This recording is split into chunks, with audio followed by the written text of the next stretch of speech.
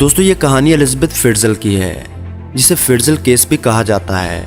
इस कहानी ने पूरी दुनिया में दहशत फैला दी। पूरी दुनिया हैरान थी कि आखिर एक लड़की गई कहाँ। एलिज़ाबेथ सिर्फ 18 साल की थी जब वो एक रोज़ अचानक से गायब हो गई। लेकिन कहाँ गायब हुई, किसी को कुछ इल्म ना हो सका। लापता होने के 24 साल बाद एलिज़ाबेथ का पता चला और वो जहाँ से मिली, इस जगह के बारे में किसी के वहमो गुमान में भी कुछ ना था। एलिज़ाबेथ 16 अप्रैल 1966 को ऑस्ट्रिया में पैदा हुई। एलिज़ाबेथ के बाप का नाम जोसेफ फिट्ज़ल और उसकी माँ का नाम रोज़मेरी था। एलिज़ाबेथ के 6 बहन भाई और भी थे। एलिज़ाबेथ बचपन से ही अपने बाप के गुस्से और मार पिटाई से बहुत तंग थी।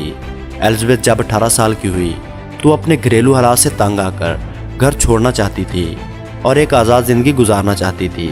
इसलिए उसने एक रेस्टोरेंट में काम करना शुरू कर दिया ताकि अपनी ज़िंदगी बेहतर कर सके।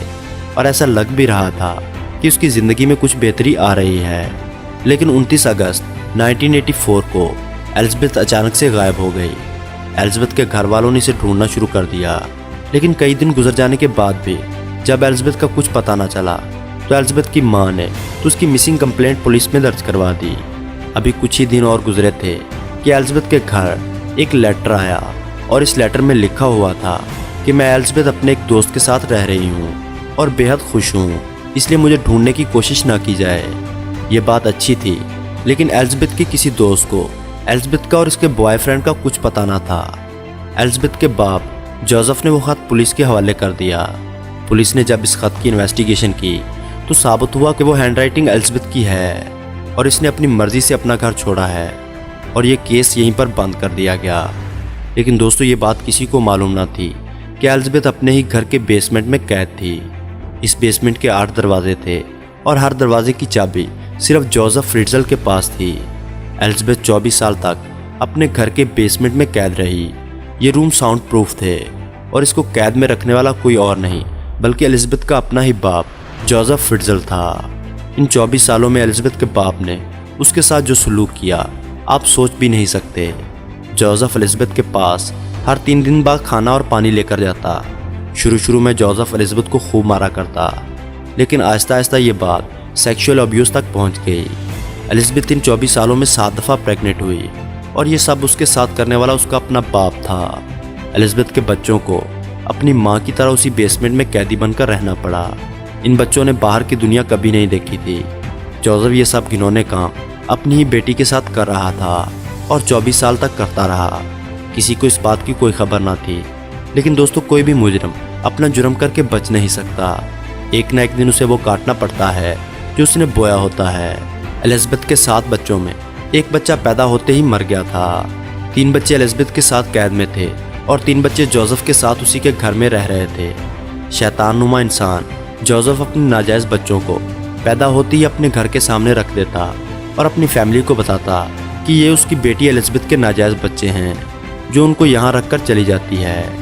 एक दिन 3 बच्चे जो एलिज़ाबेथ के साथ कैद में थे, उनमें से एक बच्ची जिसका नाम क्रिस्टियन था, कैद में रह के बहुत ज़्यादा बीमार हो गई। एलिज़ाबेथ ने अपने बाप को, जो इस बच्ची का भी नाजायज़ बाप था, के सामने हाथ जोड़े कि इस बच्ची को हॉस्पिटल ले जाया जाए। जोसेफ ने एलिज़ाबेथ की ये बात मान ली। जब जोसेफ क्रिस्टियन को हॉस्पिटल लेकर गया तो डॉक्टर्स ने बताया कि क्रिस्टियन को इतनी छोटी सी उम्र में किडनी फेलियर हो गया है। डॉक्टर ने जोसेफ से पूछा कि क्रिस्टियन जोसेफ की क्या लगती है, तो जोसेफ ने अपना जुर्म छुपाने की खातिर बताया कि वो इसे सड़क पर मिली है। डॉक्टर्स ने इस बात पर बिल्कुल यकीन न करते हुए पुलिस को इन्फॉर्म कर दिया। डॉक्टर्स की तरह पुलिस को भी जोसेफ की बात पर यकीन न आया और इस वाक़े की इन्वेस्टिगेशन शुरू कर दी गई। इस सूरत हाल में जोसेफ बहुत ज़्यादा घबरा गया। उसे लग रहा था कि पुलिस कहीं उसके घर की तलाशी ना ले ले। इस ख्याल से उसने अपनी बेटी और उसके बच्चों को आज़ाद करने का फैसला कर लिया।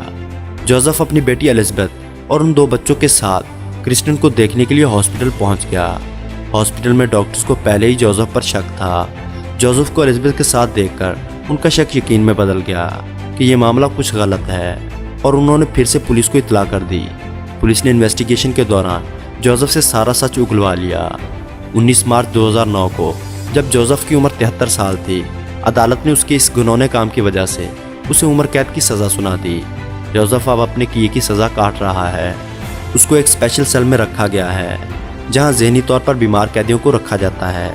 एलिज़ाबेथ का मुकम्मल इलाज हुआ क्योंकि एलिजाबेथ इतने सालों तक ज्यादती का निशाना बनती रही थी।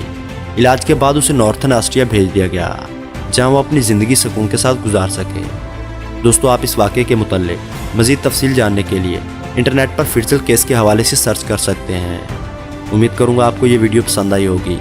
वीडियो पसंद आने की सूरत में लाइक और दोस्तों के साथ शेयर करना ना भूलें। और ऐसी ही इंटरेस्टिंग वीडियोस देखने के लिए हमारे चैनल को सब्सक्राइब करते हुए साथ मौजूद बेल आइकन को दबा दें।